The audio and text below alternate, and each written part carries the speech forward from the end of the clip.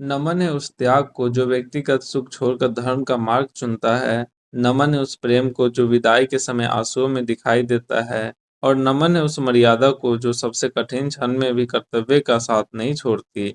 आज की कथा अयोध्या के राम के प्रस्थान की है, जहाँ पूरा नगर रोता है लेकिन राम का धैर्य अटल रहता है। नमस्कार मित्रों, आप देख रहे हैं पवित्र पथ, जहाँ कथा है रामायण की। यह कथा प्राचीन परंपरा के प्रमाणित ग्रंथ पर आधारित है और शास्त्रीय मर्यादा के साथ प्रस्तुत की गई है।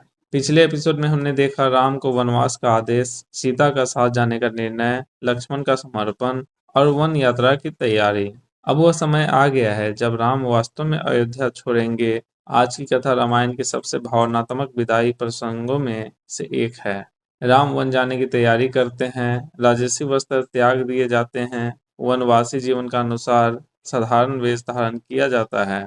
यह केवल वस्त्र परिवर्तन नहीं, जीवन परिवर्तन का संकेत है। सीता भी वनवासी वेश धारण करने का निर्णय लेती है। कुछ क्षणों के लिए महल में मौन छा जाता है, क्योंकि समझ रहे हैं अब निर्णय वास्तविकता बन चुका है। राम अपनी माता कौशल्या के पास जाते हैं। कौशल्या का हृदय टूट चुका है। वे कहती हैं, जिस दिन तुम्हारा राज्याभिषेक होना था, उसी दिन तुम्हें वन जाना पड़ रहा है। राम शांत स्वर में कहते हैं, माता पिता का वचन पूरा करना ही मेरा धर्म है। कौशल्या चाहती है कि राम वन न जाए, लेकिन वे राम के धर्म को भी समझती हैं। यहाँ माँ का प्रेम और धर्म की मर्यादा दोनों साथ दिखाई देते हैं।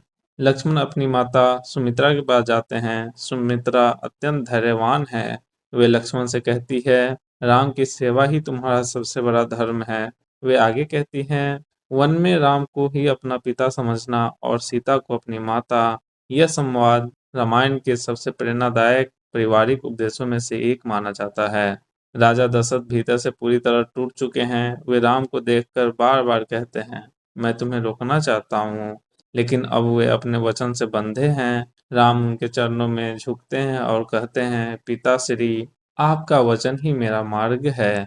यह दृश्य पिता और पुत्र के बीच धर्म और प्रेम का अत्यंत गहरा संघर्ष दिखाता है। अब पूरे नगर को वनवास का समाचार मिल चुका है। जहां पहले उत्सव की तैयारी थी, अब वहां शोक है। लोग रो रहे हैं, मार्ग सुनने लग रहे हैं और पूरा नगर स्तब्ध है। प्रजा कहती है, जिस राम ने कभी किसी को दुख नहीं दिया, उन्हें वन क्यों जाना पड़ रहा है। यह प्रेम राम के चरित्र की सबसे बड़ी पहचान है। मंत्री सुमंत्र को आदेश दिया जाता है कि वे रथ तैयार करें। सुमंत्र भी अत्यंत दुखी हैं। वे जानते हैं ये केवल यात्रा नहीं, अयोध्या के हृदय का टूटना है। राम, सीता और लक्ष्मण रथ में बैठते हैं। अब वह क्षण आता है जब रथ आगे बढ़ता है। पूरा नगर राम के पीछे चल पड़ता है। वृद्ध, महिलाएं, बच्चे, मंत्री, सामान्य प्रजा, सभी रोते हुए राम को रोकना चाहते हैं, लेकिन राम सभी को समझाते हैं, धर्म का पालन आवश्यक है। यह दृश्य रामायण के सबसे भावनात्मक जन संबंधों प्रसंगों में से एक है। ध्यान देने योग्य बात यह है, राम केवल राजकुमार नहीं थे, वे प्रजा के जीवन का हिस्सा बन चुके थे। इसलिए उनका वनवास केवल परिवार का दुख नहीं, पूरे समाज का दुख बन गया। रामायण यहाँ आदर्श नेतृत्व की सबसे बड़ी पहचान देती है। जिसे जनता प्रेम करे, वही सच्चा नेता है। कुछ दूरी पर जाकर राम रात्रि विश्राम का निर्णय लेते हैं, लेकिन प्रजा अभी भी उनके साथ है। लोग कहते हैं, हम आपको छोड़कर वापस नहीं जाएंगे। राम समझते हैं, यदि ऐसा चलता रहा तो पूरी अयोध्या संकट में पड़ जाएगी। वे प्रजा के प्रेम से भावुक होते हैं, लेकिन धर्म और व्यवस्था को प्राथमिकता देते हैं। राम निश्चय करते हैं कि प्रजा को वापस लौटाना आवश्यक है। वे चाहते हैं अयोध्या सुरक्षित रहे और लोग अपने कर्तव्य निभाएं। यहीं से वन यात्रा का वास्तविक चरण आरंभ होता है। आज की कथा रामायण के अयोध्या कांड के उन सर्गों पर आधारित है, जहां वनवासी वेश धारण करना, माता पिता से विदाई, सुमित्रा का उपदेश और अयोध्या से प्रस्थान विस्तार से वर्णित है। यह प्रसंग रामायण के सबसे भावनात्मक अध्यायों में से एक माना जाता है।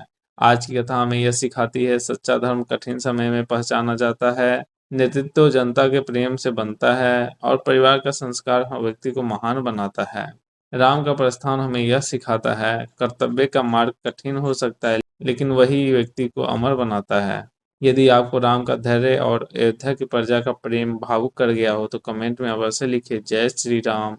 अयोध्या आज भी राम को याद करती है। और बताइए, आपके अनुसार इस प्रसंग का सबसे भावनात्मक क्षण कौन सा था? आज की कथा रामायण के संबंधित कांड और सर्ग की परंपरा के अनुसार प्रस्तुत की गई पवित्र पथ के साथ जुड़े रहिए। जय श्री राम।